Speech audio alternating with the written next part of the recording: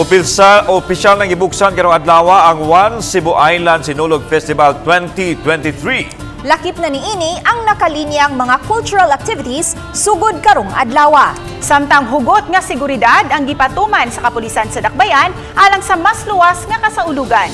Aniya ang report.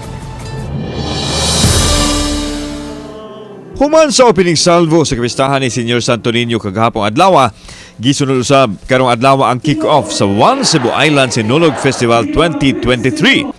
Buntag pa lang gipakatap na ang kapulisan sa mga dapit nga pahigayunan sa mga kalihukan.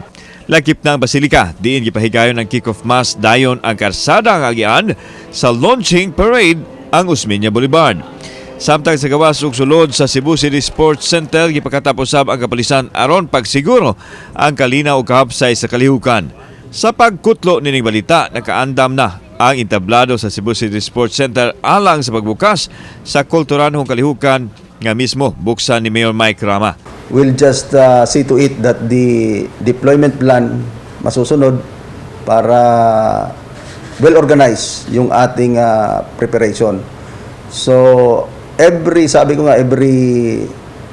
after activity and before the activity, if necessary, we should have a simulation exercises. Gawa sa kapulisan, miabag usab sa pagpahugod sa seguridad ang mga in-house personnel ug security sa Cebu City Sports Center din usa nga gidili ang pagdala og backpack sa mga tao. Para di ta madugay og check kay most probably ug mag-backpack ka, mag-check pa ta, frisking pa, madugay ta. Whereas og yano lang kang uso dito, wa kay gidaw tubig, okay ra gina sa ditso na ta.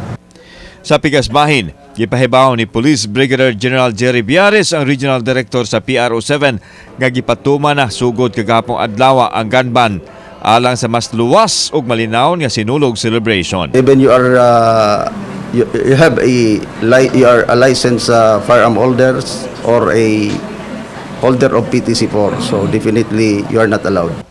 Kauban si Clover Lumayag ug Rod Prado, ako si Alan Domingo. Balitag Bisdak.